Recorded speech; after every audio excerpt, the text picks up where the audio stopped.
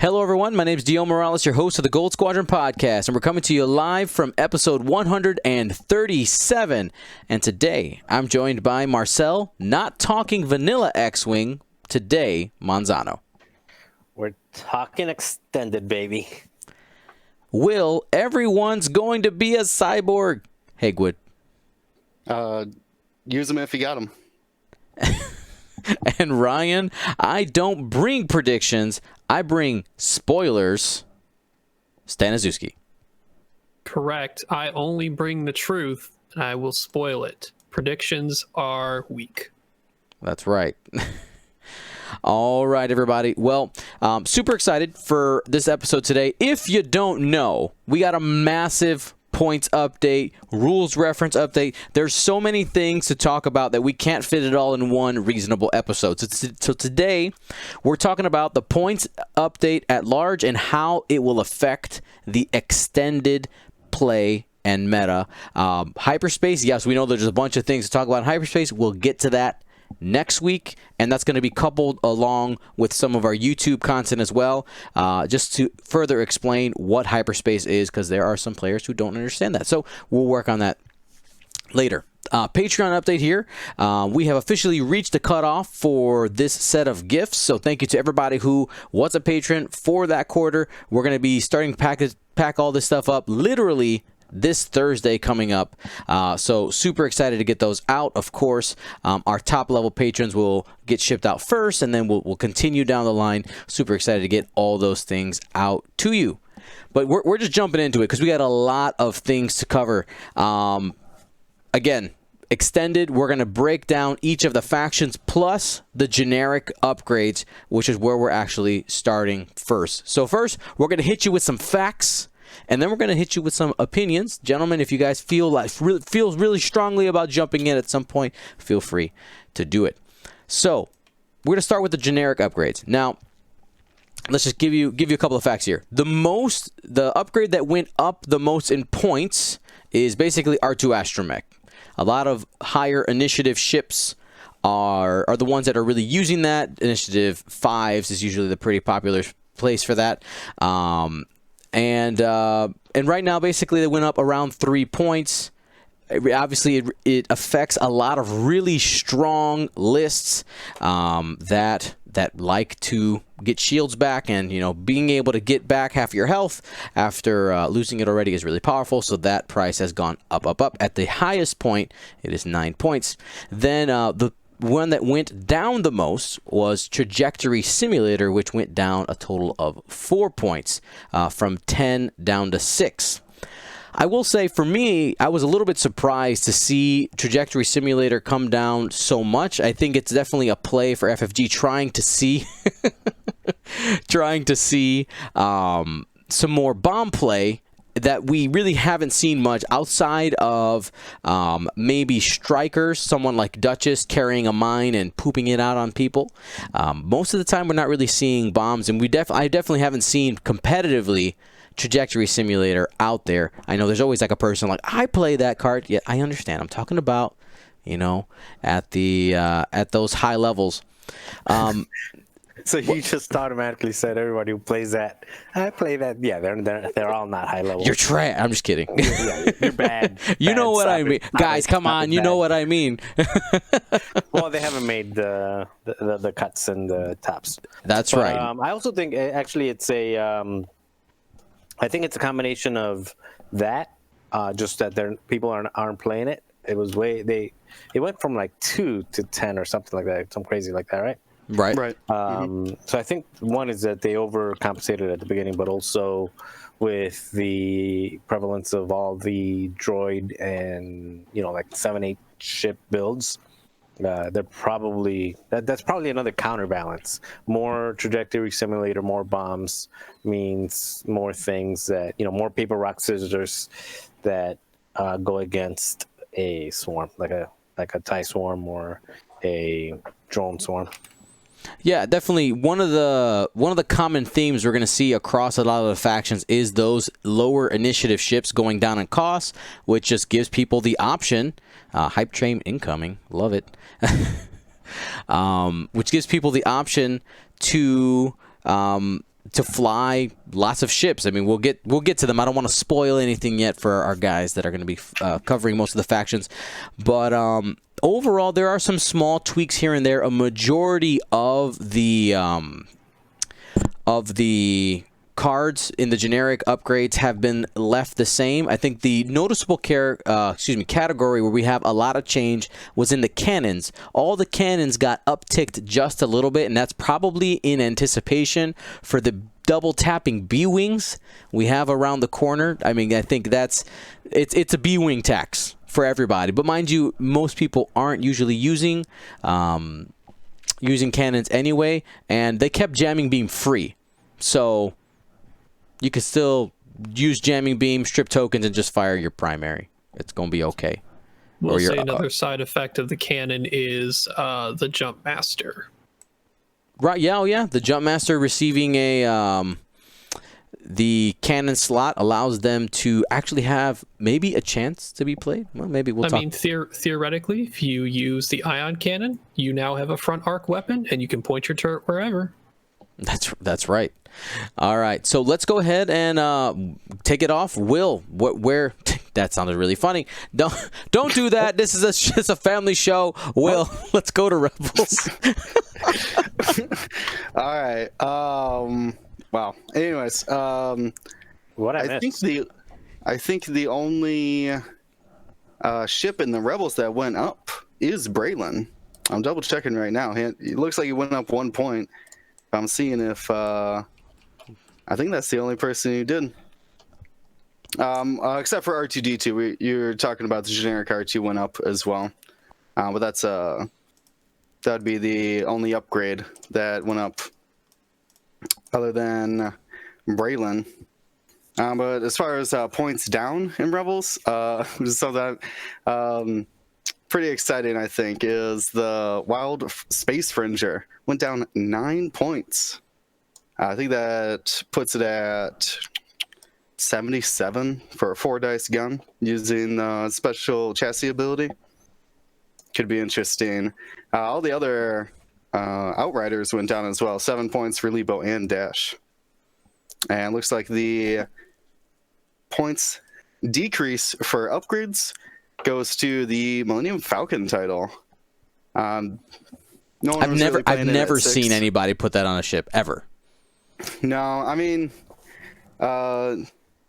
you're better off just like target lock focus than trying to evade. I mean, it synergizes really well with Han's ability of like rerolling more and more, but most people just rather have the offensive modifiers than the defense. But that's not bad though. At 3 points, might actually see a little bit more play. They made the Phantom title free now, so you can redock into the Ghost. Was 2 points. So it's pretty interesting as well. No, another thing that's like nobody used, like nobody wanted to pay that tax. I think so. I got a couple list ideas. Obviously, we got to talk about the 5 X-wings. X-wings went down. The base ones. What are they called? The Cavern Angels Zealot and the Blue Squadron Escort, going down from 40 points for the Blue and 39 for the Caverns Angels. Lets you run 5 on 1 list. Ryan, what were you saying? What were you doing with the Caverns Angels? Did you get 5 points left over, right? Oh yeah. You can either put 2 Deadman switches on them or 2 Contraband Cybernetics. Getting to be the cyborgs. Yeah, cyborgs. Everyone, yeah, with Cybernetics going down, Cameron's Angels can use it as well. So that's some nice utility on kind of that 5 Jouster squad. Dion, can you pull up this The doc. this K2, the Cassian K2 list I got? We finally got points for K2SO. Got it. Boom. And I'm including in here Lebo. Lebo got hit hard in one of the updates where they took away his crew member because they didn't like Lebo and C3PO. Yeah. So, but we have a way to pass calculates now in Rebels using the K2SO card. And then it stresses you, but Cassian can clear the stress. Oh, you got pulled up. Nice. This also shows how much Braylon is now with that new setup, being able to double shoot tractor beams. 57 points. Mm-hmm. But as he's getting rerolls, so you had to keep your target lock, but he gets barrel roll target lock for the stress. You can use your double rerolls on your primary attack, and then either spend the lock or keep use the stress rerolls on the tractor beam as well. So pretty effective, but it's coming in at almost 60 points. Mm-hmm. Now, what makes you go Braylon instead of 10 nub? If you're double, I like how Braylon can double modify both attacks. I guess 10 nub could too, right? With the stress and the target lock. Yeah, they'd be separate. Yeah, you'd have to spend the target lock, so he still only gets one modifier then, even if you barrel rolls links into the new target lock. Mm-hmm. So that's I think if you're double shooting, I would go Braylon. Yeah, double shooting, you get 2 rerolls per shot with Braylon, but he doesn't have a focus on either one of them, though. Well, you can sling him calculate. True. And I do want to remind everybody that we are talking about this and speculating with the upcoming Wave 6 whenever it's going to come out in mind, if those things do exist. Let's just put that out there as well. Yeah, the S4s aren't out yet, but it's definitely been hotly anticipated. And somebody said, look at the PDF. It's not listed. It is listed. It is in the PDF. It is listed under... Is it under Rebels that is listed, or just under Rebel configurations? Now, what they're referring to is that legally right now, for some reason they didn't actually give the B-wings the configuration yet. Oh, the slot. Oh yeah. Yeah. For that's an oopsie. That's we forgot to click the button. Sure. I mean, that's like I said. I don't know if this list is anything good, but it's just kind of showing out what you can do with the new ships and Lebo, of all things. I think the 2400 is pretty interesting ship. You can do a lot of things with it. So hopefully we'll see it on the table. Do you think, because I've seen a lot of people like K2SO on Lando, do you think Lando Lebo might work? Let me look at the 2400's blues for a second. It only's got 1 banks and 1 forwards. No. K2SO passes because Lando already wants to do blues with 9 nub. So you do 9 nub and K2SO on Lando. It pass Lebo to calculate. Yeah, but when you pass. Oh yeah, he gets stressed with them too. You're right, my bad. Oh well, unless you can fit Outrider on Lebo. Yeah, I was gonna say Outrider and just start hitting debris. I guess it'll be fine.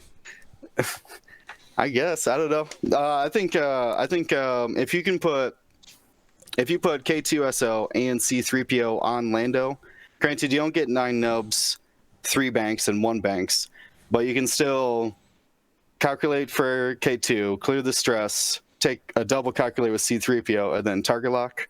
So you get 3 calculates for C3PO and or modifying dice, and you get a reroll when you attack. I think that could be pretty good. It's a lot. Yeah, it's like having 3 force every round. Mm-hmm. Which is pretty good, I heard. Oh, yeah.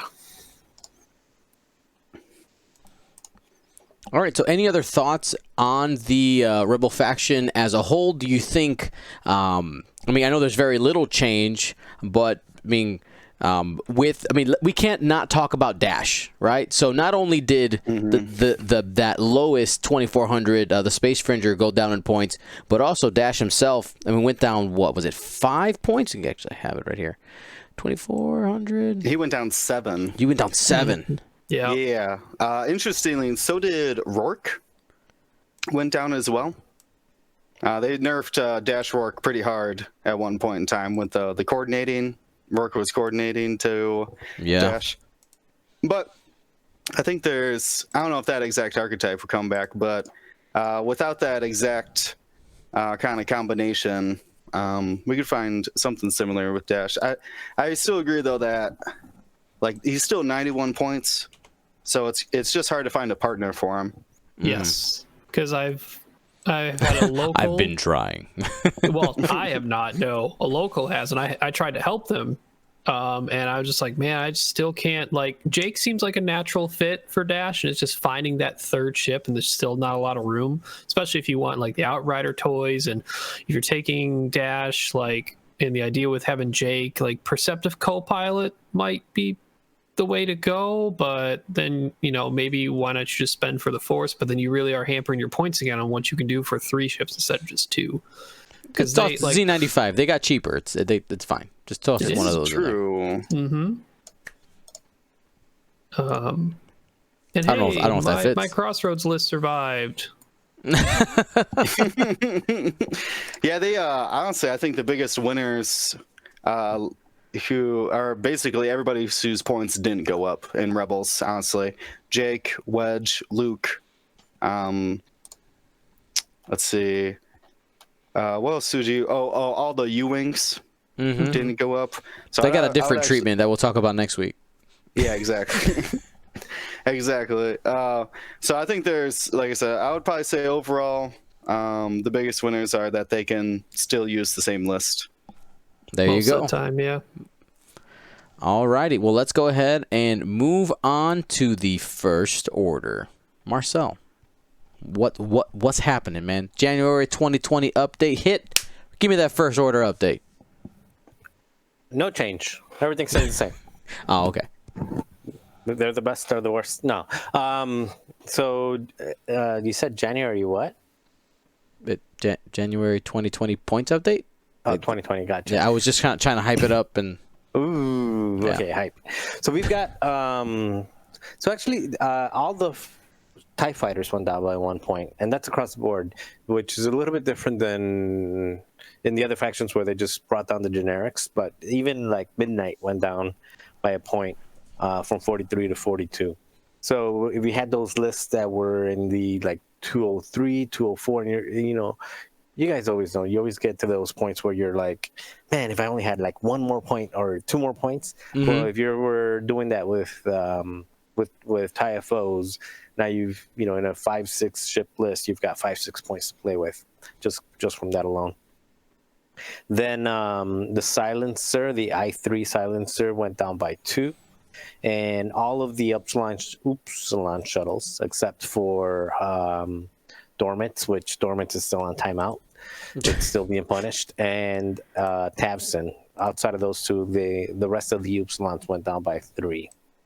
And then, of course, they revealed the new TIE Interceptor. What is it called? TIE BA or what? The Von Rex TIE. Yeah. Yeah. It's TIE BA Interceptor is I got it right. Yeah, the TIE BA. And then, of course, they released those points at what I think is pretty good.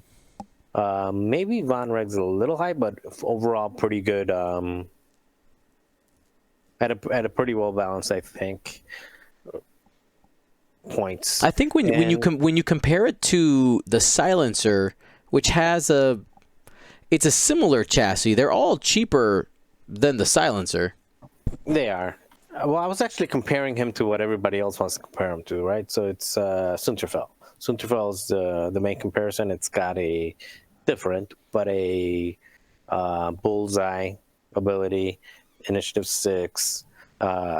It's cost 2 points more, but the ability is not as good, but yet it has 2 shields and 4 health total. So if you bring Sunterfell up to 4 health with let's say even the cheapest, the hull upgrade, you're at 60 points. No, not 60, 62 points to bring him up. So I actually, I think he's really, really competitive. But overall, the main impression that I get from the First Order with everything that came out, mostly because of the TIE Interceptor that came out, is that the First Order is now becoming Empire 2.0 Ace Wing. Or at least that's what people are going. I think that's what people want, right? Yeah, it's what people are going to try to make it, and I think it's possible to make it. So I've been playing around with a couple lists, and there's a couple other things that can play around with it. But the main one that comes to mind, I think, for me, is when you're dealing with that triple ace Empire list, which is some variation of Sunterfell, Grand Inquisitor, Duchess, and Whisper or Vader. I mean, those 5. Any 3 combination of those 5 that fit, you get a mixed bag of 6s and 5s. But it's usually 6-5-5 with the Empire. You're playing with a 6-5-5.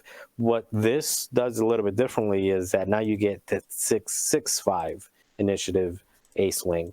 So you can actually fit Von Reg quick draw with the Special Forces gunner and Kylo and still have a few points laying around for, just throw out or have a bid and fly them all naked.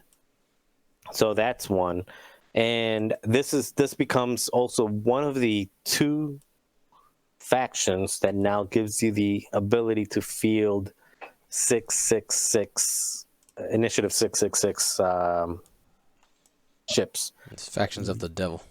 Yeah, Scum is the first one because you could field Dengar, Han, and Fen Rao. They fit in a list. But the problem with that one is that you've got 2 bulky ships, and they're not really aces. They're initiative 6, but they're not really arc dodging aces.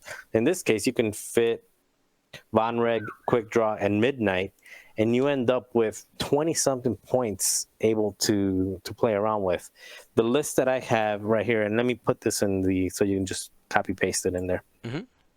This is let me throw it in the document.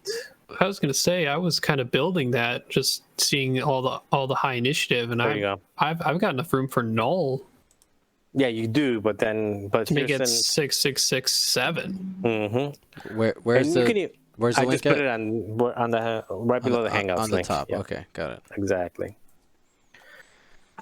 Yep. So right there, you got it. So with this one, you can actually do Major Von Reg, Quick Draw, and Midnight. That gives you very loaded Midnight and Quick Draw. With actually all of them have Pattern Analyzer, and Major Von Reg also has Daredevil. I don't know if a lot of people have thought about Daredevil and Pattern Analyzer on Major Von Reg, because his ability is that he can take a strain or a not his ability, but that ship ability. You take a strain or a, what's the other one? Depleted, right? Deplete. Yeah. Mm-hmm. And so you take a strain or depleted token in order to get your second action going.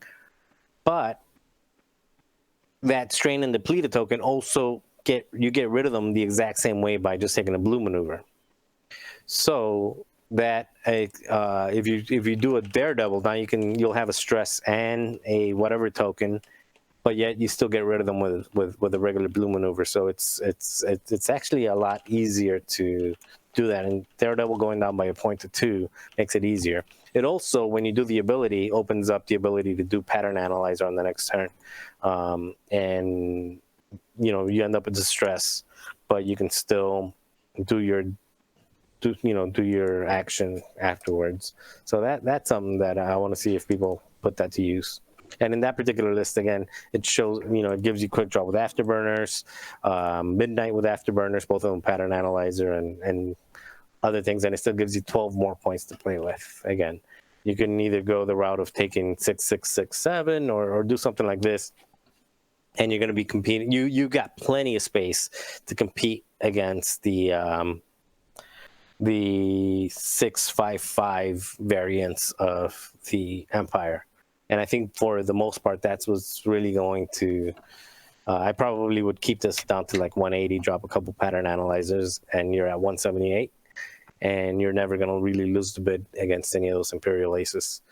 Then the other things that you can do with it, the 5SFs are still solid. Any version of the 5SFs, which is a passive sensor with concussion missiles, or the Fanatical with advanced optics, or however you do it, all of that is still good. And finally, I think what I'm most interested to see is how people take advantage of the mixed salad of really cost-effective. In my opinion, the First Order is the most cost-effective per ship of the entire faction. Of the entire game. When you take into account all the different factions, point for point, value for value. They're the most cost effective. They have the cheapest Initiative 6 aces. They have just a ton of good ships. So similar to what Old Para did in Poland just a couple months ago, made the final with a mixed bag of Avenger and some SFs and some FOs just thrown in there. I'm really interested to see what people come up that use, just holo and maybe some generics and a mixed bag. Again, a mixed salad of TIFO, cost-effective ships to just wreck face. I'm very excited for the. Actually, let me restate that. I'm very excited and very concerned for the changes coming with the First Order, because I can see them completely taking full ownership of that Initiative 5, Initiative 6 ace play. There's another list that I have. For example, you can fit. I'm not gonna show it, but you can fit Holo and Von Reg at midnight. Holo and Von Reg, both of them with regen. Okay. Hollow. Got it. Holo. It is Holo. It's Holo it or is. Hollow? Han Solo, Han Holo. I think it might be Hollow, but I think Rathios may have mistyped that. Who may have mistyped that? You? It's Hollow. It is Hollow. No, it's Okay. Hollow. Never mind. You good? Can we rename them Hala? Hala at me. Holla back, y'all. Hala back. So, and that's the other thing that we haven't even touched on. They've got regen now, so you can throw Hala, Von Reg with regen, and Hala has the ability to throw that. You match up Hala with just 25-point SF. I mean FO, and now that FO is you're not gonna shoot. You're gonna be my regen no shoot token depository. I'm just gonna throw that out your way. And of course, quick draw with regen. Just so much stuff. I'm excited and I'm nervous to see how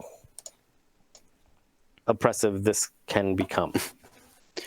Marcel, you're talking about pattern analyzer on these ships. Yeah, Have you looked at Proud Tradition yet? I have actually. I have, and I think Proud Tradition. Who was that? It was Nate. I was talking with Nate Moore, and he was thinking of swapping out the Fanatical for Proud Tradition on the 5SF. 5SF with advanced optics, and Proud Tradition on there, so they can just literally constantly have time on target. And with 5SFs, if you end up taking the thing that you need to take in order to flip their things to reds, TISFs really don't care so much for being stressed because they've got the double arc. So again, there's a lot of options. There's a lot of things you can do with it. Awesome. Well, let's go ahead and move on to our next faction, which would be covered by Ryan, and that is the Resistance. All right, so overall, no one went up. Yay, Resistance. Points down. The highest pilot points down was the Resistance Sympathizer by 7. You can now fit 3 Resistance Sympathizers in a list if you want. Triple they Falcons, went down baby. it is Triple Falcon. Not the best Falcon, but not the worst Falcon either, though. It's not as cheap as the Scum, not as expensive as the Rebels. So we'll see. Maybe the Rebels are allowed to have only 2 Falcons, and the Resistance allowed to have 3, and the Scum can have 4. No upgrades even went up, and Ray's Falcon title went down as well from 5 to 2. Overall, so this faction, outside of the original trilogy factions, which have many more ships to adjust points in, between the Resistance, the Republic, First Order, and Separatist, the Resistance had the most points decrease, with a combination of all of the Star Fortresses, all of the scavenged YT-1300s, and most of the T-70s. The only T-70s that did not change in price were Poe, 9-Nub, Joff Sea Striker, and Jessica Pava. Everyone else went down. Couple other upgrade highlights is Leia surprisingly went down 2 points, so Kova takes advantage of that pretty easily. We also saw the famed It's the Resistance used by Kaylin Wong, GA97, go down 2 more points. So a little more to play with for people who want to mess around with that mechanic in the game. Maybe adjusting Kaylin's list a little bit from Worlds gives 2 more points to work with. There's a lot more that you can mess around with, basically. The addition of the Fireball, it's going to add another type of ship within a similar points realm as the A-Wings. Besides the Colossus Station mechanic, which is the cheap 26 points. Not 36 that we have there, it's 26. So those 7 of those can go in a list, which is a lot. It's the most ships First Order has been able to field outside of a whole lot of just pods. Resistance. Yeah, you had accidentally said First Order. My bad. You got Resistance. First Order on the mind. It's Marcel, so we just had it. So it'll be interesting to see how the big bases now have gone down in so many points between the Star Fortress and the scavenged YT-1300, how that plays with the rest of the faction, and now what that opens up for. Like, maybe you can now fit that better named A-Wing, or maybe you can fit you can step up a tier, or because of a lot of the generics have gone down, you've been able to fit more of those generics in the list. I mean, Poe can fit with 3 other T-70s now. I was trying to see, hey, this Star Fortress went down, and Finch Dallow, aka Bob from First Edition or Crimson Specialist, he can fit with 3 good A-Wings now. And keep in mind that, as we talked about in the generic update for the upgrades, that trajectory sim went down as well. So in total, we saw the Star Fortresses probably on average decrease of 3 or 4, and then the actual trajectory sim went down 4. So you're looking at almost a net gain of 7 to 8 points in that combination, which pretty much pays for your bombs. It's just bonus. It's a bomb pack. It is a true bomb pack now, for sure. So there's a lot to work with now across the board, and there's going to be a lot of different lists being built. Already now, obviously, plenty of people, including myself. I'm very resistance heavy player outside of Separatist, so it's always nice to see if the Star Fortress can make it back into the game a little bit, and we'll see what happens, because as we know, swarms are very prevalent, and swarms do not like trajectory simmed bombs.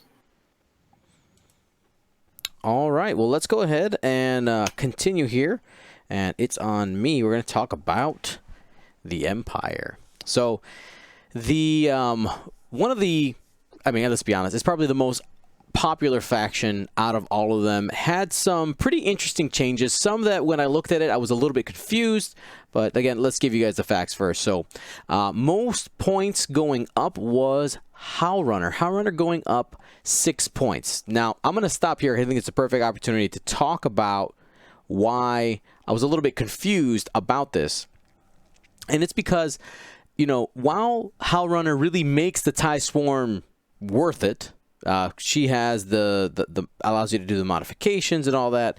TIE Swarms have not been, just tearing the world apart. So I was a little confused to see it there, though I think the idea here, and they talked about on the stream, is that they were trying to hit abilities and effects that had what's the word that they use? Like kind of like force multipliers. It's like every time it's applied, it's just better and better and better. Obviously, if she's next to one ship, it's okay. All of a sudden, you're next to 5 other ships plus herself. You get 6 ships re-rolling. Obviously, that can be really, really good. Most points down was a tie here. We had the Black Squadron Scout, so that is the striker, going down from 38 points to 34. That's -4. And the Saber Squadron Ace, that is the TIE Interceptor, also going down 4 points from 40 to 36. So we kind of hit on this earlier, and that is the fact that a lot of generics at that lower initiative have come down in price. I feel like FFG is trying to nudge us towards playing larger lists. They want to see 4 and 5 ship lists, or at least they want to start seeing filler ships. I feel like, especially early in first edition, you constantly had people talking about filler ships. Like, oh, you can just, you build this list and, you have enough points to just throw a ship in and you have an extra one there. I feel like the filler ship, that idea has really gone to the wayside.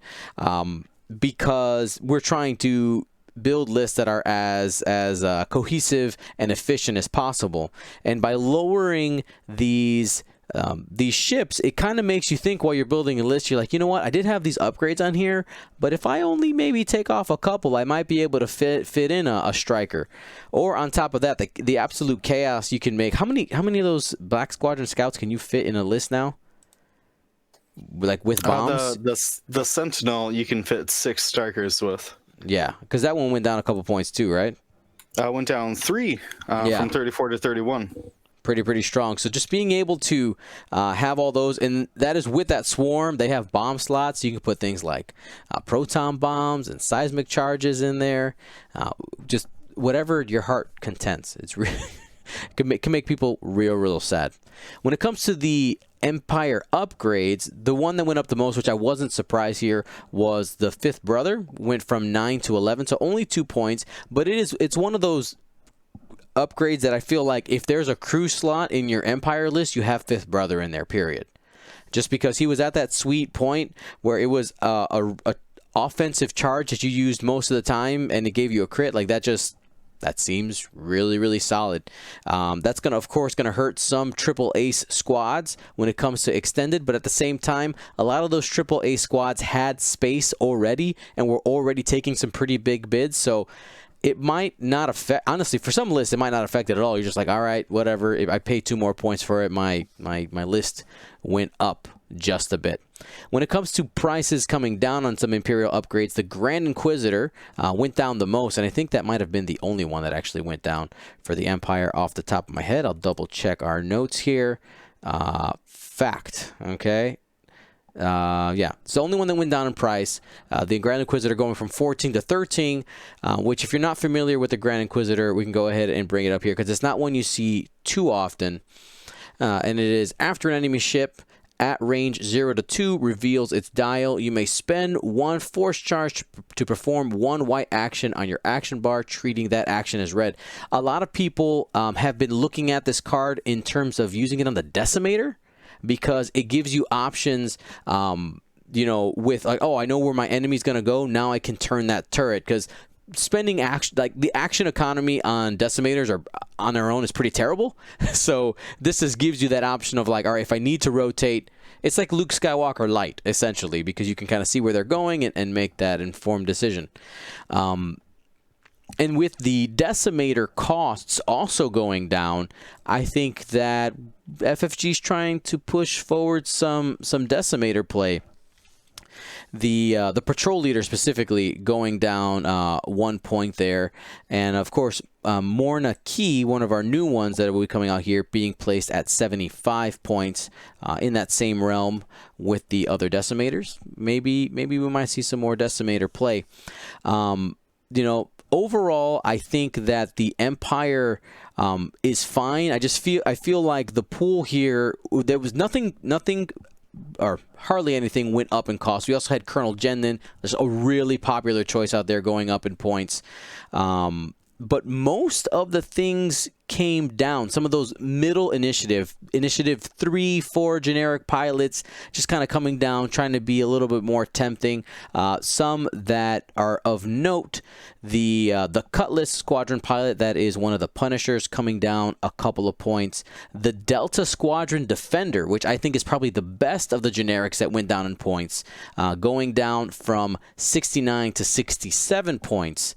And we have seen some double defender squads being played out there. Now they're getting a couple extra points. We might see them do some work there.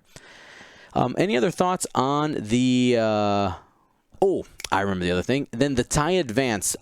Every TIE Advance except for Darth Vader came down in points a little bit. Honestly, the TIE Advance chassis is really good. I know that we don't see a lot of those other pilots, but I've seen a couple lists out there that use the lower initiative TIE Advance, and I think those people are rubbing their hands and licking their chops and saying, oh, okay, you gave me some extra points to play with.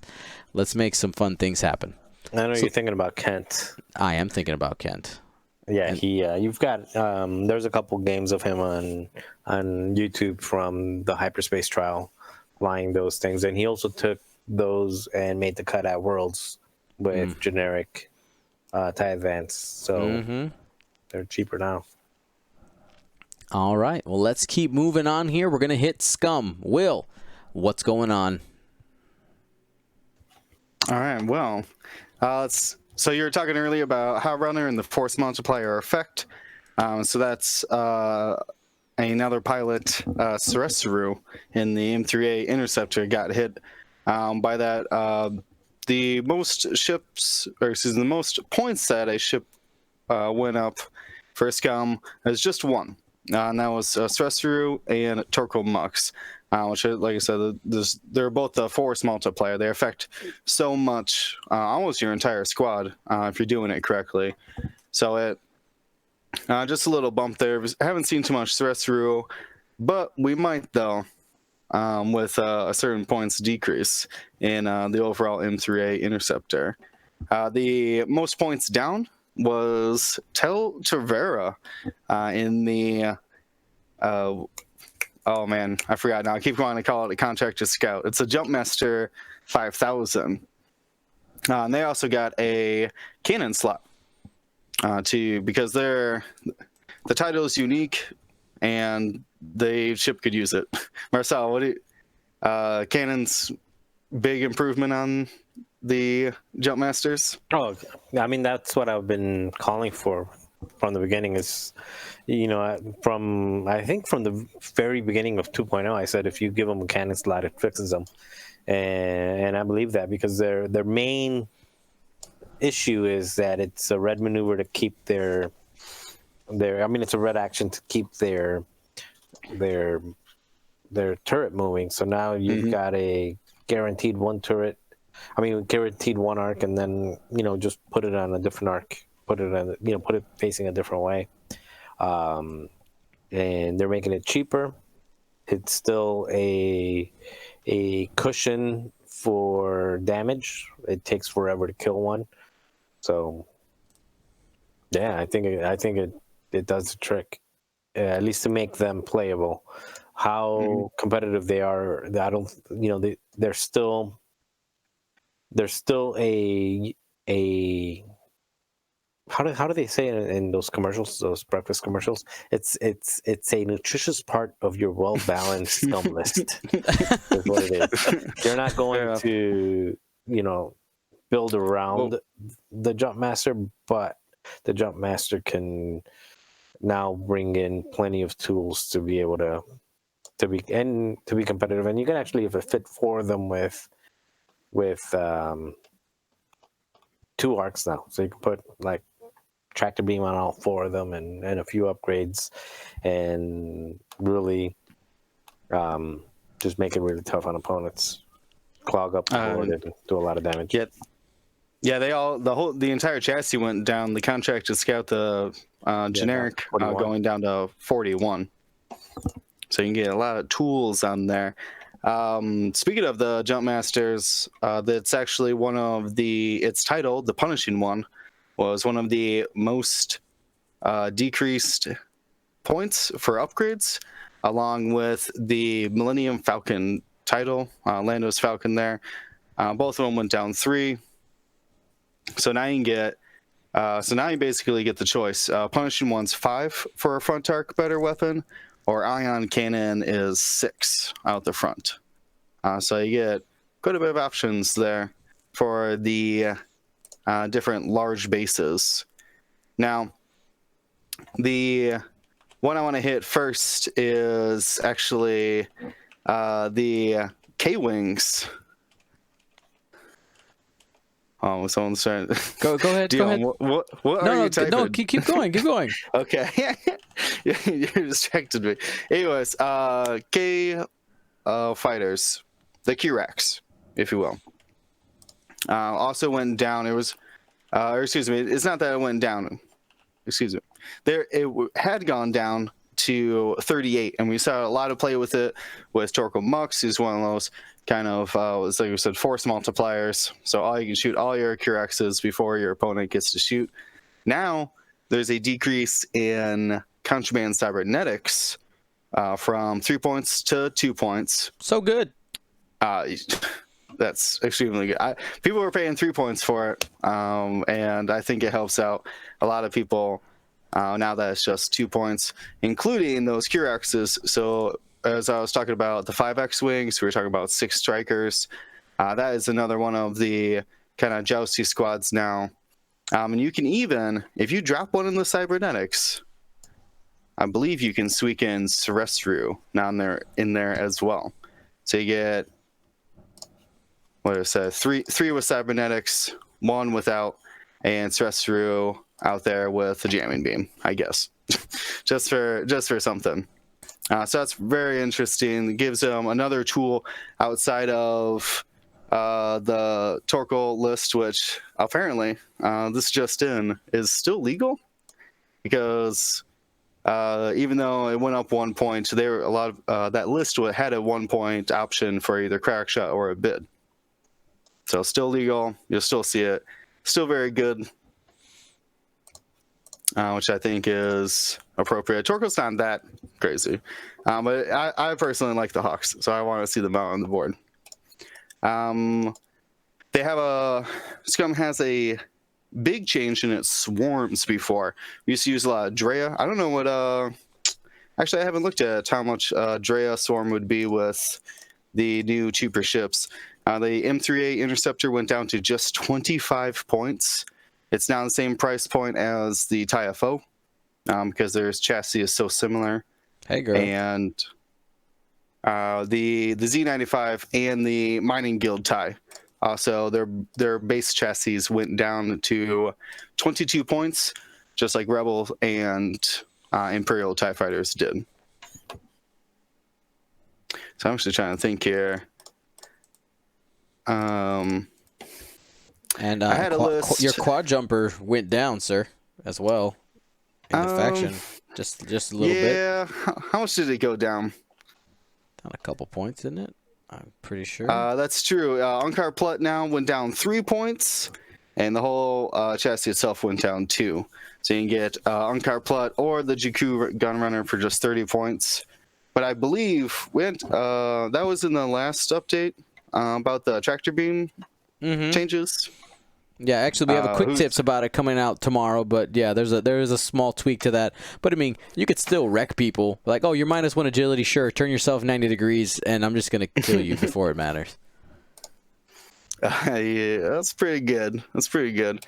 Can I fit 2 of them? I'm trying to get a bunch of M3As together and see what it looked like. Originally, I had, just as a thought, you can fit Seavor, 2 Mining Guild ties to fly next to them, and 5 Cartel Spacers. So 8 ships total, all with 3 agility, and Seavor to be a nuisance. But there's, like I said, a lot of variety there. I'm not quite sure what the best, if you want it Serestru, if you want Seavor, if you want Drea. I'm not sure if they're going to have that kind of like lead person in the swarm, or if there's just going to be a bunch of generics.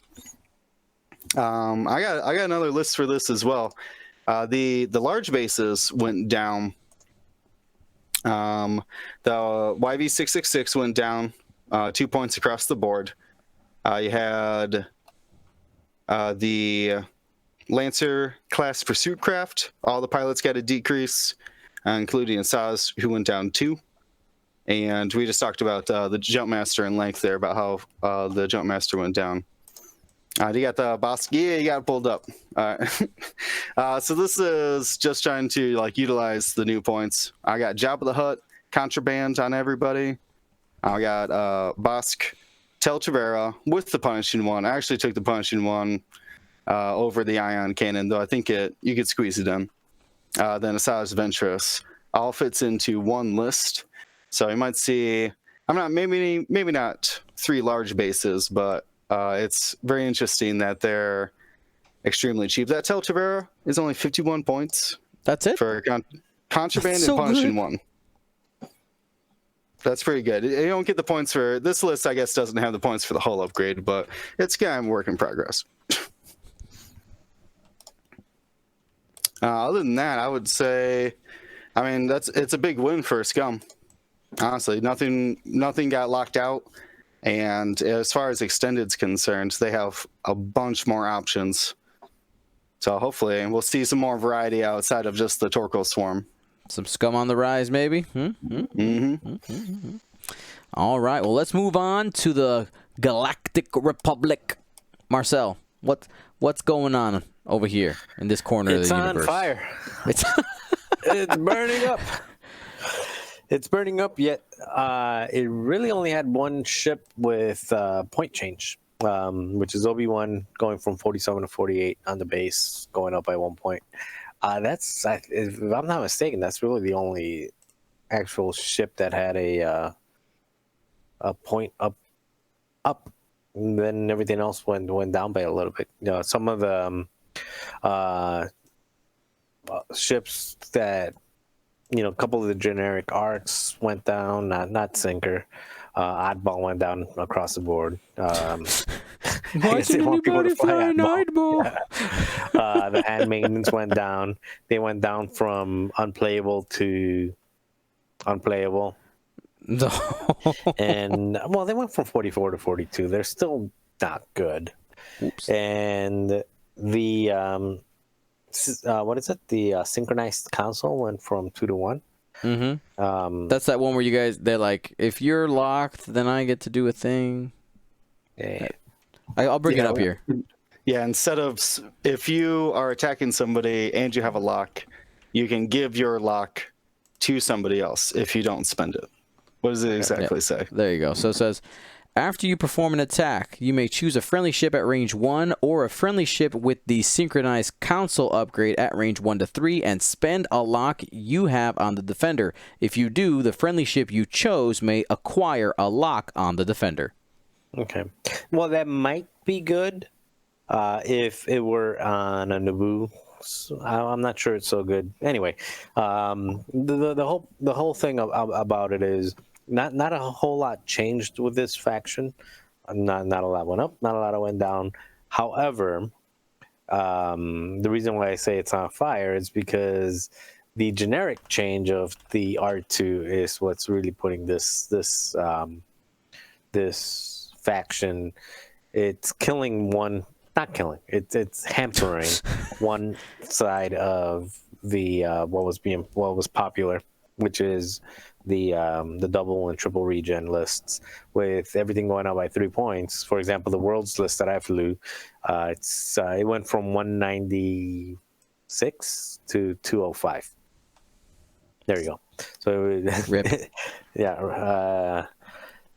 Yeah, so that's that. Well, what it means as well is that the Synchro Swarm, outside of the Synchro Swarm with Rick and Regen, that's not legal anymore because Regen's expensive. But the Synchro Swarm with Rick, or with something other than Regen, or with a different variant. I think I clicked on there. I put a Synchro Swarm that I thought.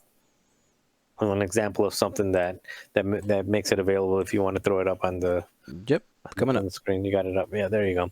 So, for example, it's syncer with Commander Cody, and you have two V19s, and because the arcs went down, you can fit two arcs, the generic arcs with veteran turret gunner.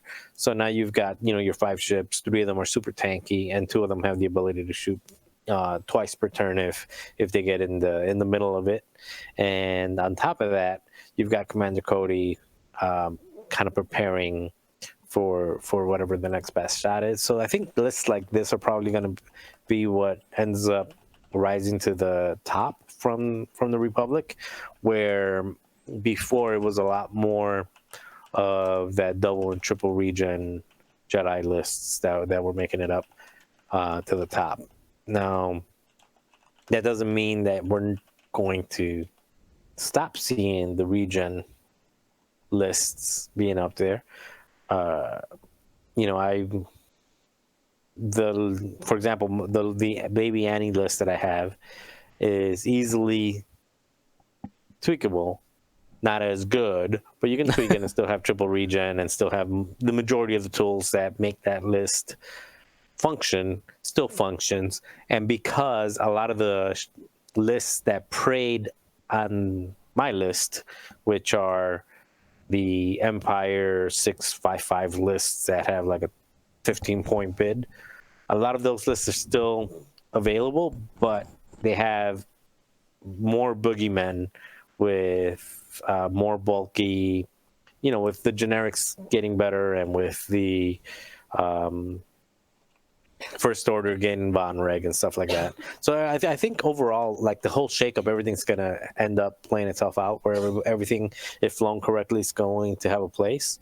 I just think that for the most part, you're going to start seeing, for the Republic players, you're going to start seeing a lot more of the tanky swarms and the very creative uses of the Y-wings and things like that to get the lists out. Not as much of the double regen plus 1 or triple regen lists out there. Just 9 points is a lot to pay for regen on a Jedi. Can I comment on something though? Something. What do you think? It's related to the Republic. Why on earth did they change? So there was an errata in the newest rules reference that changed Goji's ability, so that his ability no longer works on mines. It only works on bombs, which is dumb. Well, yeah, because now you have to basically take delayed fuses for a one-turn ability, and you're wasting your bomb. I think they saw you playing it, and I feel like I was the only person who put it out there. We did the tower thing. Will helped me with the formation. It was great. Yeah, it was so bad. I think they saw you having too much fun, and they thought, like, no, you got to stop that. Or they saw the game where I think you tabled me. So you tabled my undefeated Swiss Worlds list. Correct. And you tabled it, and they said, oh, this is a problem. We've got to fix it. It was me. I'm sorry, X-Wing. And you put it on the internet. So you killed Goji. It's all on you. I did it. Yeah. Wanted. Make your wanted posters now. You did it. That's my story, and I'm sticking to it. But that's right. Yeah, I think for the most part, you're going to see a lot more beefy lists with 4 or 5, maybe even 6 ships with sinker and things like that. All right, well, let's go ahead. Let's keep moving on. And our final faction for the day is the Separatist. Ryan, take it away. All right, so the Separatist, happily, in my opinion, the points were directed more towards the supporting cast of the drones. Seer went from 39 to 45. He is now the most expensive base cost bubble app. That right? Belly rub, bubble app, Bulbasaur, whatever you want to call it. It's all fun. The weird one. Yeah. But also in the same ship, the most points down, actually tied with most points down, we have the Skakoan Ace going down 3 and the bombardment drone going down 3. Be careful of that bombardment drone. Similar to the Star Fortress trajectory sim, also went down. That's a net 7 points gained with that combination. Launching bombs off of rocks all day. Most points in the upgrade goes to Ensnare, with a large scalable difference of basically everything went up 2 besides the I6, which went up 4, which means Sunfok can no longer, unless some drones lose some struts, include Sunfok plus 6. TA-175 also going up. Again, kind of as expected, much closer to Kraken, went from 5 to 9, 4-point increase, but some people may not be aware, they did update the rules reference to include the fact that basically rewording the ship destroyed in same initiative value, that TA-175 will not wait to proc till the end of the initiative step anymore.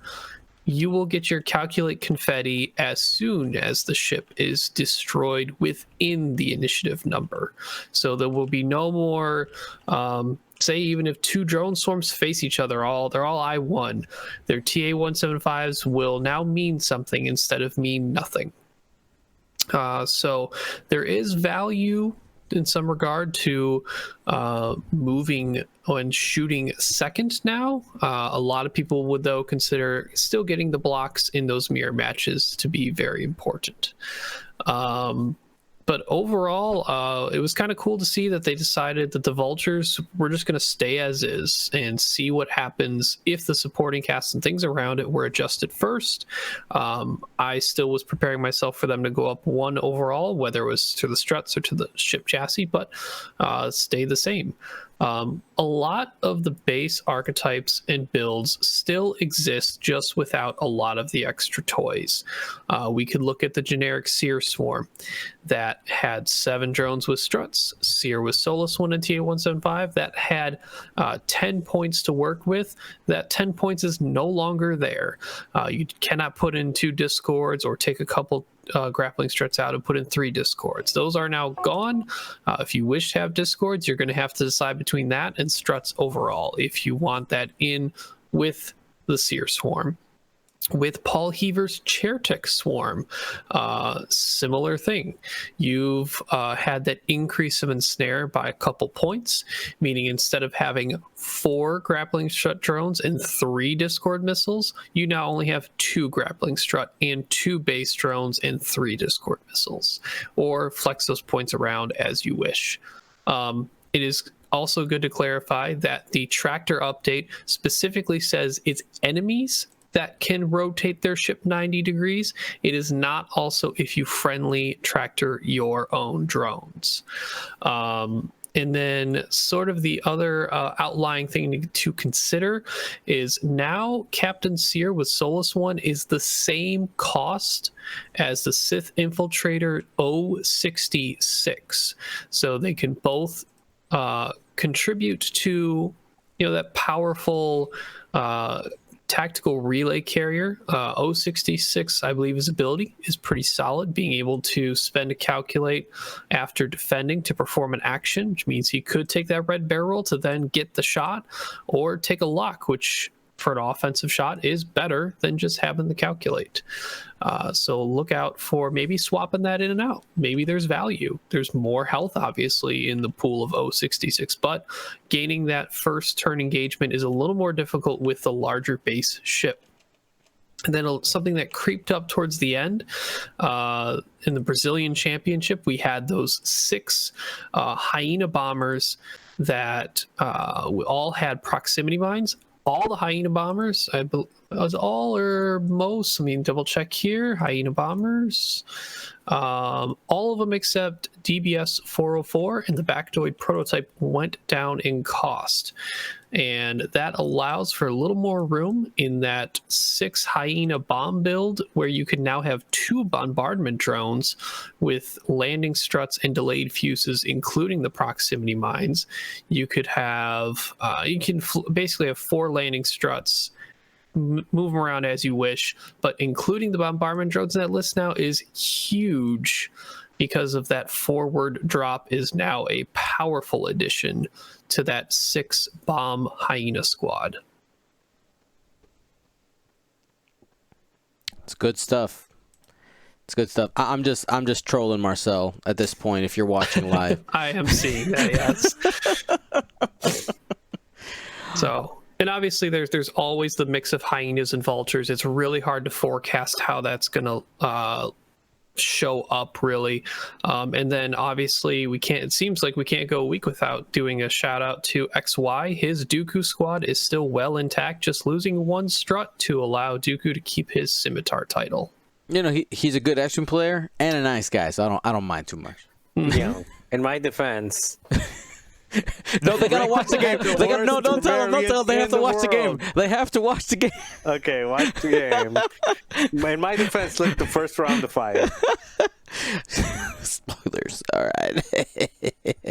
All right, here we go. So our next exercise that I want to do here is kind of do a way too early faction rankings. If you're a subscriber on our YouTube channel, which, by the way, we hit 10K subscribers today. Whoop, whoop. You've seen one of our video series is the way too early whatever rankings, when like we initially get points, you're like, oh, let's just take a guess and see what these things could be. So we ended 2019, so the previous rankings with looking at the data, and this is the rankings that I came up with. At the top was Empire, second Separatist, third Republic, fourth Rebel, 5 Scum, 6 Resistance, and 7 was the First Order. Now, what I want to do, gentlemen, is each of you give me your way too early faction rankings for extended. Will, we're starting with you. All right, I have them at Scum first. I think I think there's been a lot of hate on Scum. They didn't have a lot of options, so I think that this might be their time to bust out, and we can see some interesting bounty hunters. I got Empire. Was good. Will continue to be good. Republic, not as good as it was before, but still very, very viable. Separatist, Swarms aren't going away. Very good. Rebels, nothing went up in price, so they're still middle of the road as they were before. We got, and then to finish it off, Resistance, who I don't have a lot of confidence in, apparently, because I ranked them at 6. And First Order, who I feel about the same way. That, I mean, they're gonna have a good list, but I don't know. I'm not trusting them. All right, let's keep moving on here. Ryan, what do you think? So my general location of stuff is actually very similar to Will's. I still have Empire as 1. Their aces are still really powerful and did not get hit as much with the points as we saw. Minor stuff like Fifth Brother, which would affect Whisper's points. But they had a lot of bid points to spare, so I would not expect them to go anywhere. I still think they will be at the top. My number 2 is Republic. Even though the regen increase occurred, I still think the Republic as a faction, because of the Force, is extremely powerful and will continue to be within the top tier of factions. Separatist at number 3. Swarms are still very effective. Like I mentioned, most of the lists were pretty much intact. They just lost a little bit of toys.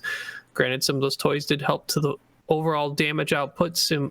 Basically opposite to the Republic, their defensive and long-lasting capability went down a little bit, at least if they want to still retain much of a bid, whereas Separatists lost maybe a little bit of that extra punch because those extra toys are not there.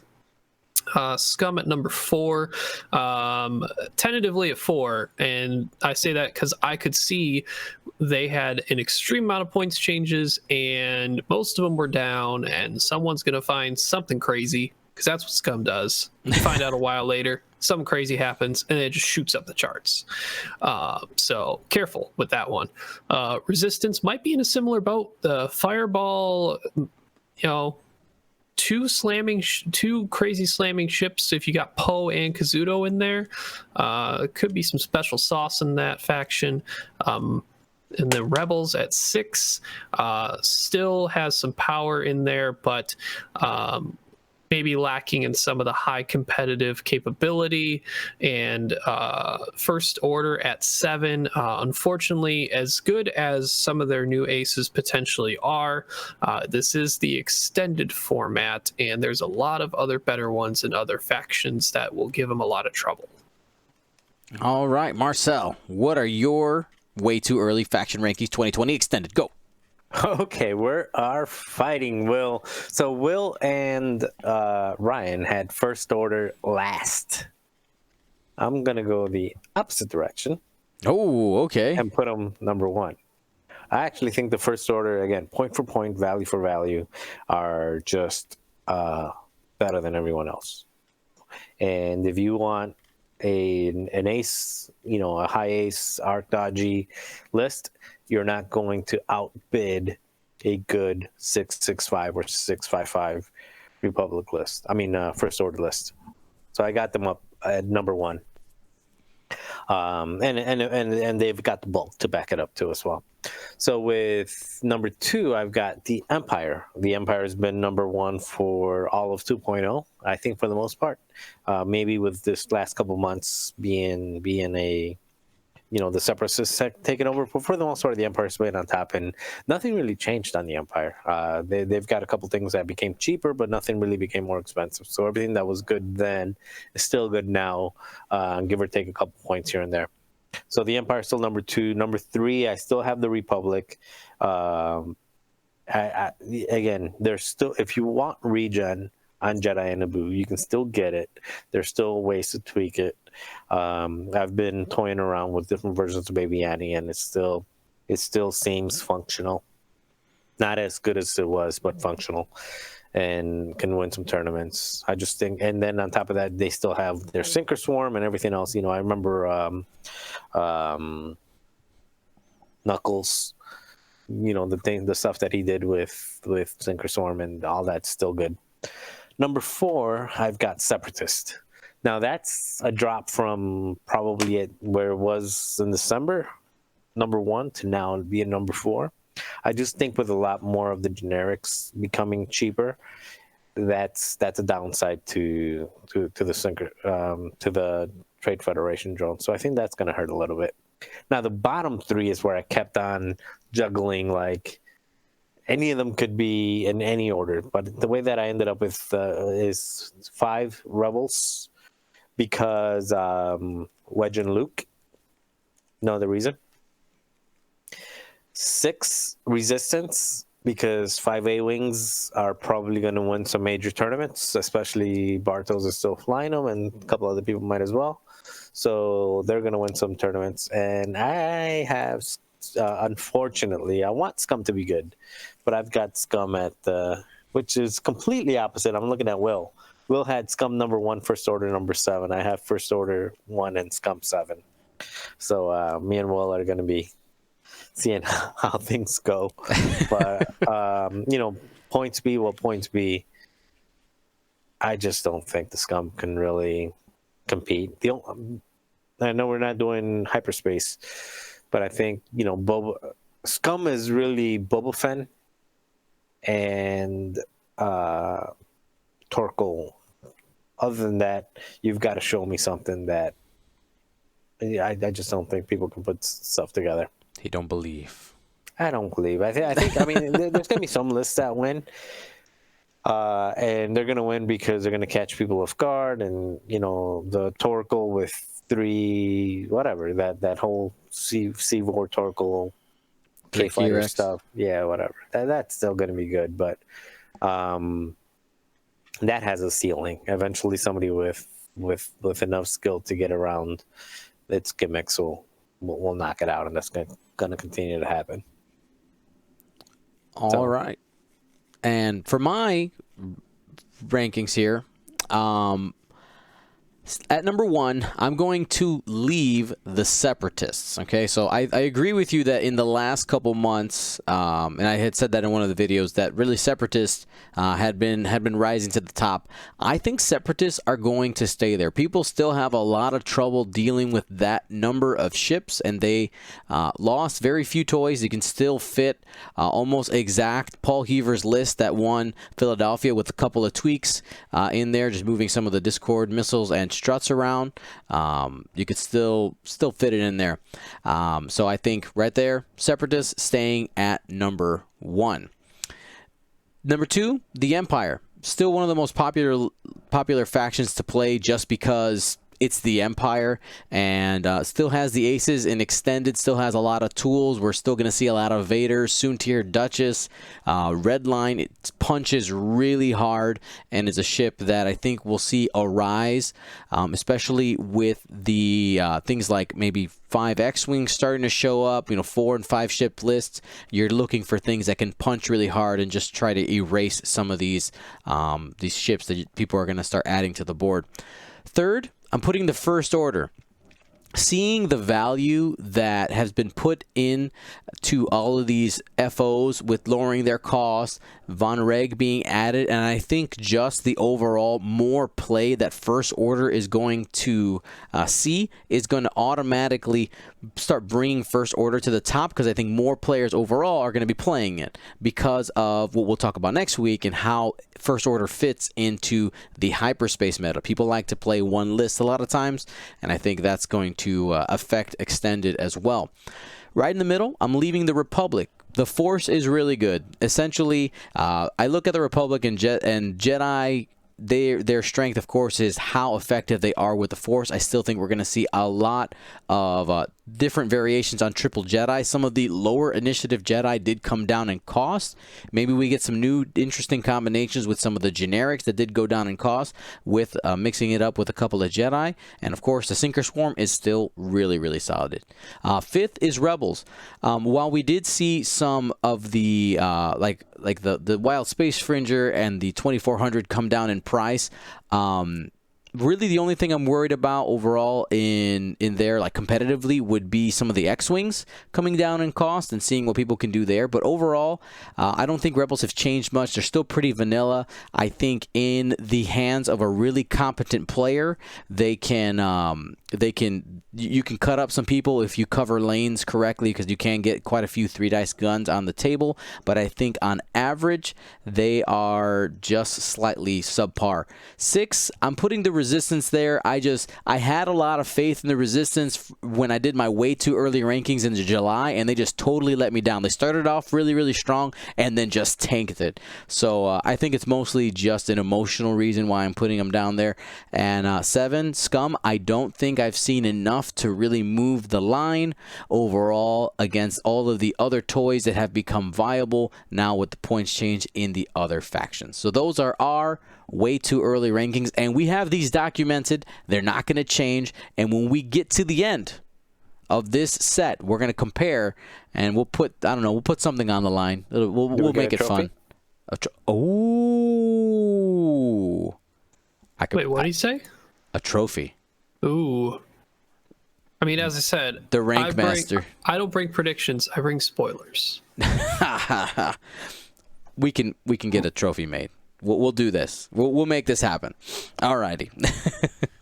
So we're going to move on here to our question of the day, and it just kind of perfectly goes into kind of what we're talking about. We've been talking about a little bit of Wave 6 stuff. People are asking. This is Davin Felth on our Discord asking, has FFG confirmed the January 17th street date for everything coming out in Wave 6 minus the new damage decks? And January 17th was one of those dates that has been floating around quite a bit, and really now I'm hearing even more. We actually got a direct quote from Evan Johnson, the marketing director at FFG, saying that January 31st is the date that they're trying to lock down for everybody else. Because I asked a direct question saying, you know, Barnes & Noble has this. When are the other stores going to be getting it?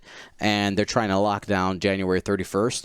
Though at the same time, I have heard, I still am hearing the 17th from some smaller shops, but I've also heard, I think, Marcel, you had mentioned that our supplier, the manager at the store that we play at, Pastimes Comics and Games, is saying that the card pack, so that's Hot Shots and Aces, fully loaded, and I'm forgetting the name of the other one. The bombs. The bomb ones, yeah, there you go, is coming out January 31st, but maybe no ships because we haven't got, at least Pastimes hasn't gotten confirmation on the ships. So we'll have to wait and see there. But as of right now, it's pretty up in the air. I'm hoping that obviously we get them soon. As for the streaming and the podcast, we're going to try to get our hands on some of the Barnes & Noble stock, but we have everything already pre-ordered from Pastimes. And if we end up with any extras, we'll just give the extras away. We just want to make sure we get you guys that sweet, sweet content, but also we're supporting our local game store. So a little bit of everything. So let's go on to, I think, people's favorite segment. It's List of the Week. Alrighty, so List of the Week, and I need to do an apology first, gentlemen. I'm sorry before we jump into this, and this is an apology to Ashara. Last week, he stayed up late. He's like, "Oh, I'm so excited! Gold Squadron's gonna do my list," and we didn't include it because we were running late on time. So I want to do his list first this time. Sorry, buddy. So this is List of the Week, Ashara, and he's rolling with a Rebel squad. Let's go ahead and jump over so we can see that. And Will's going to take it, but let's go ahead and read this list down. So it currently has Dutch Vander with Ion Cannon Turret, R4 Astromech, Proximity Mines, and Skilled Bombardier. AP5 in the Sheathapede with Leia Organa Crew.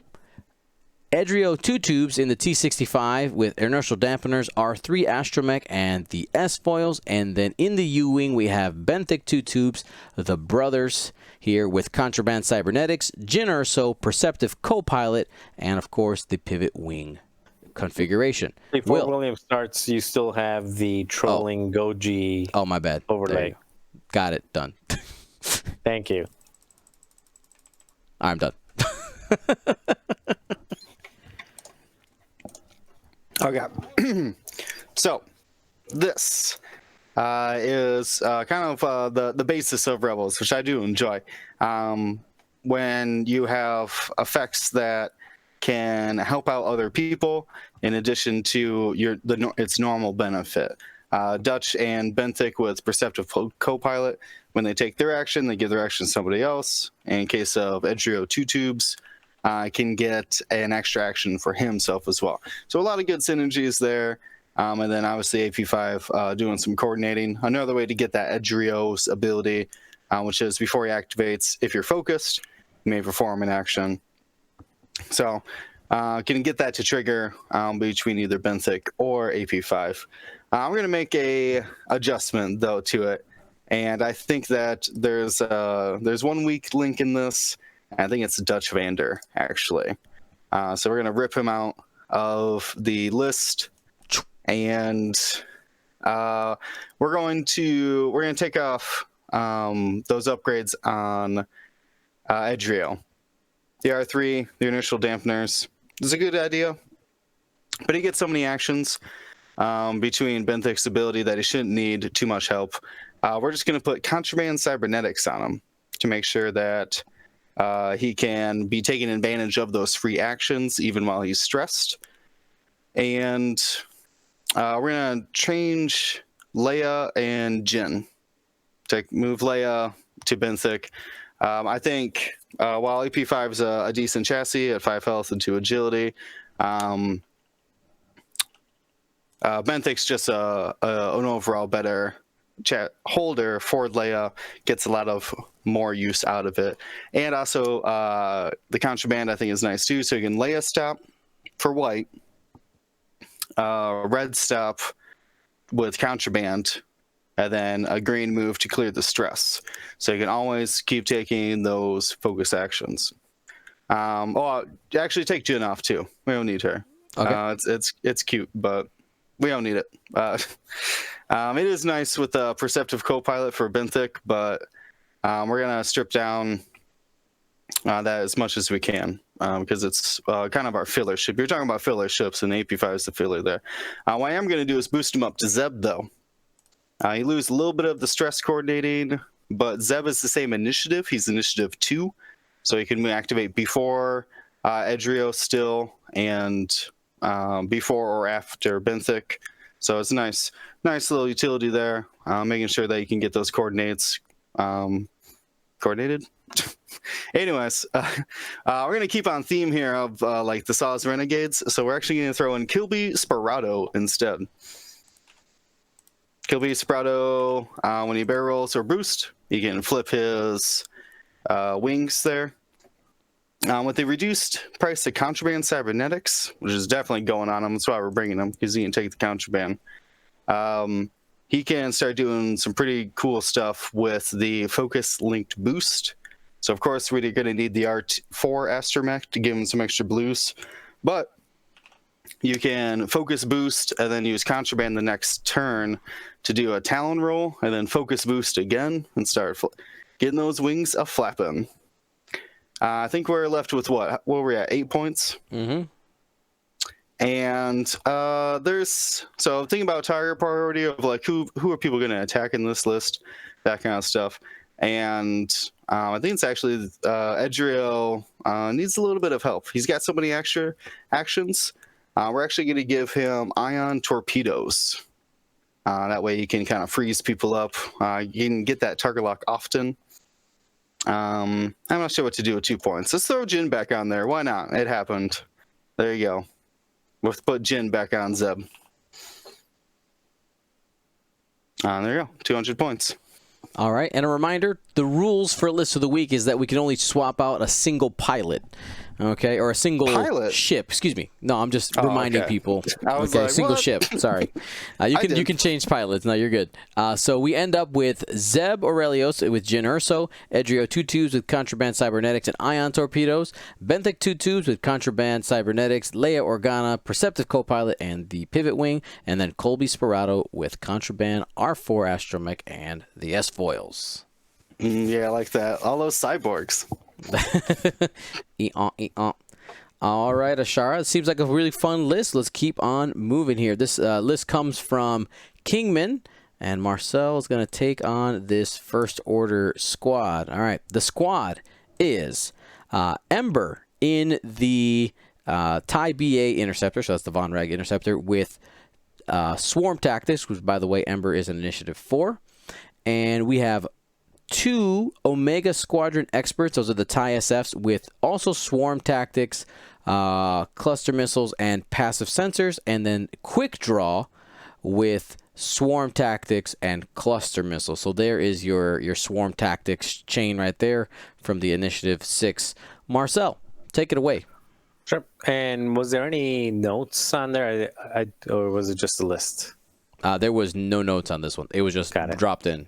Basically, just trying to take advantage of Ember's. So for those who don't know Ember, because it's going to be a new ship that's coming out, Ember gives, if you're shooting a ship that has already damage on it, or that has a ship that has damage on it within range 0 to 1, you can roll an extra dice.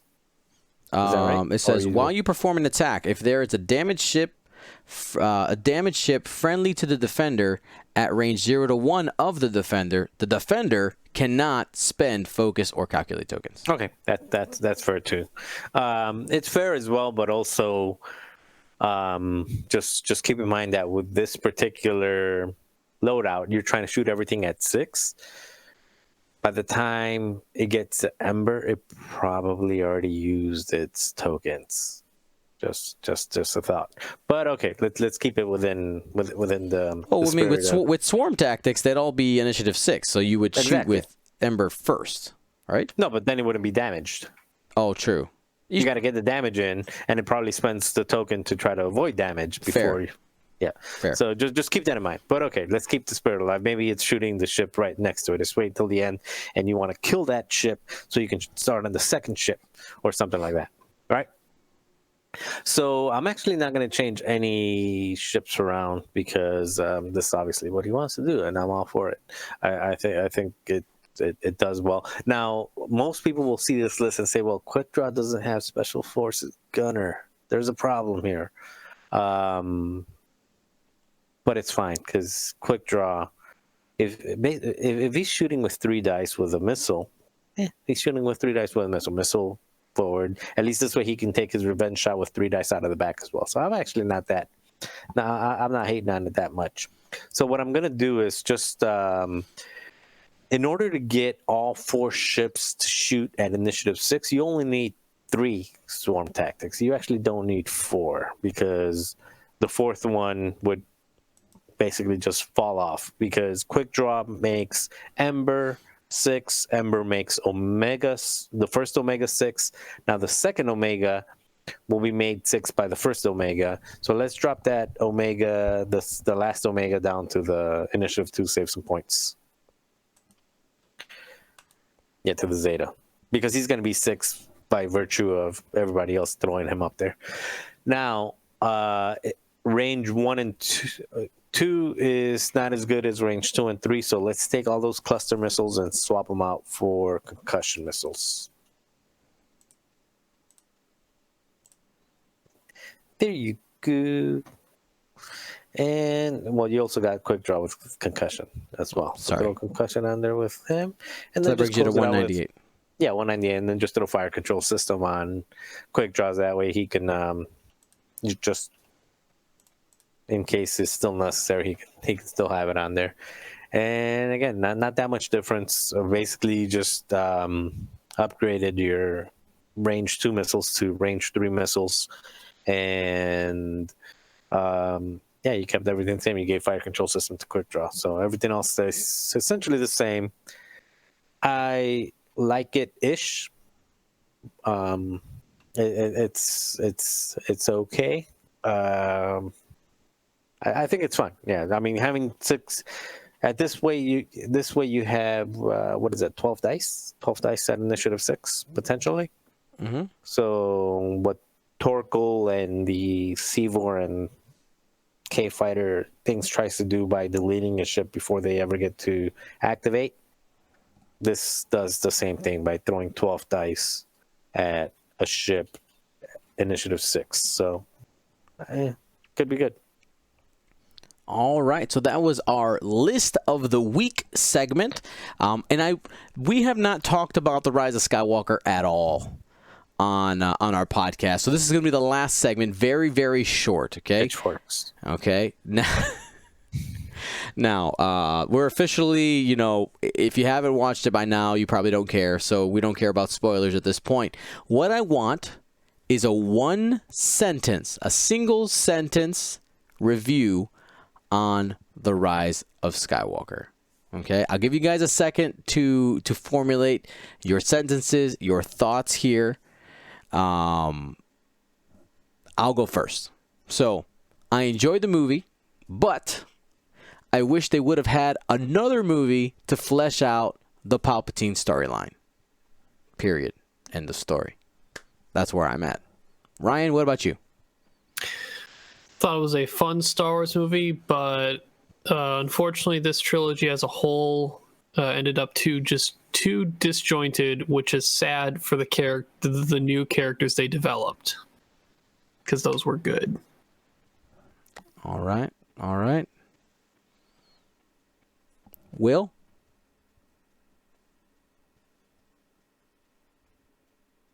Silence. Help may be back. Don't listen to the smack talk about the Rise of Skywalker. It's not as bad as it's not as bad as people make it out to be. I thought it was pretty fun. I don't have a rhyme for Goonies. I wish I had a Goonies rhyme for that. All right. I'll come back to that next week. All right. And Marcel. Okay, I'm going to show you the beautiful art of, you said one sentence? One sentence. Got it. A run-on sentences.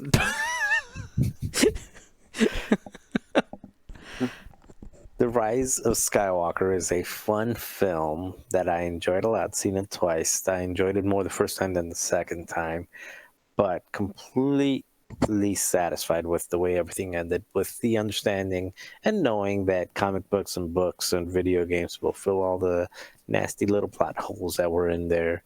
And how can I keep this sentence going for the next 45 minutes? No, we don't have time for that. I gotta go to bed.